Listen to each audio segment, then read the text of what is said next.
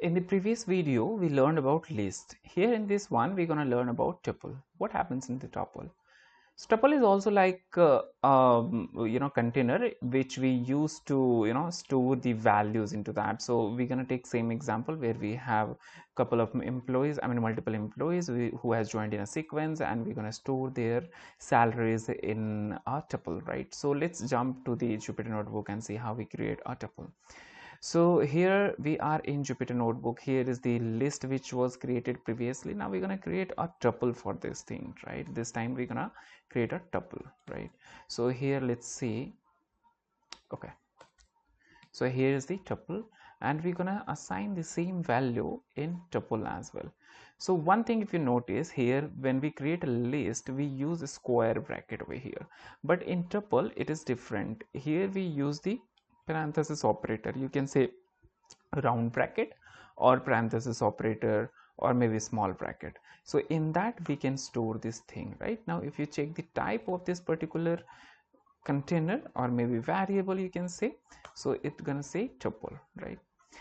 Now we will try to access the elements from tuple, right? So let's say my tuple.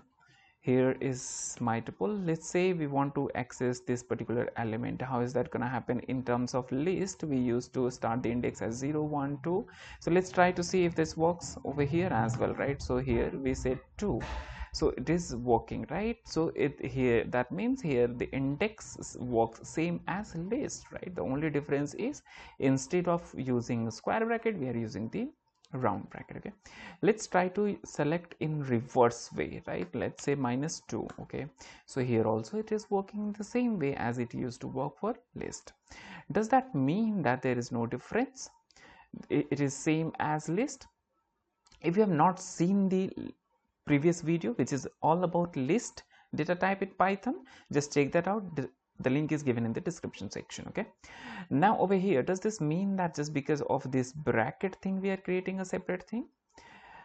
All right, let's try that. Let's try to understand this with the help of an example. Okay, so here I have my list, and here let's say this 60 number, this 60 value, we want to change it, right? So that element is second. Okay, and now we want to change it to, let's say, 90.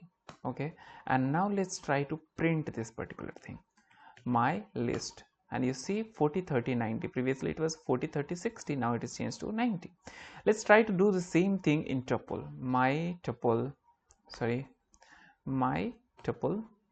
and in here, if you access the second element, here it is 60. Let's try to change that 90.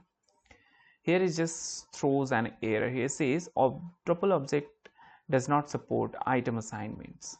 So that means in tuple you cannot make changes in the elements which has already been assigned or already been stored.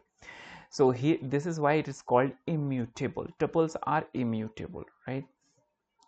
And you cannot make any change into that. Immutable means unchangeable, while in list you can make changes. Rest of the features remains same. So the two differences which we have over here is tuple we store in round bracket, and list we store in square bracket. Okay, lists are changeable or mutable, while tuples are non-changeable, non-mutable. Okay, that means that tuples are immutable. Okay, so now what does this mean? Does this mean that once you create a tuple you can never ever change it? Let's try to figure out a way. There is a way you can change it if that's extremely required. So what we're going to do is, here we're going to create another variable called x, and in that we can use this function, particular function, which is called list. Okay, and in the list we're going to provide the variable in which you have stored a tuple. And now if you check the type of this particular thing, what you're going to get is, you see that particular thing is changed. Now it is list. Now let's try to print this. It is list. You can see this is a square. Now if you want, you can just change it, right? The second element is 60, and if you want, you can just assign this particular thing 90. Now if you want, because you have to keep it in a tuple mode, right? So again you can do the reverse thing, right? My tuple equals to, what you're going to do is tuple and then you can say X. Now my tuples are again created. Check out the type of this thing, my tuple. You see it is tuple, and now try to print this my tuple. Now if you see over here, the values are changed.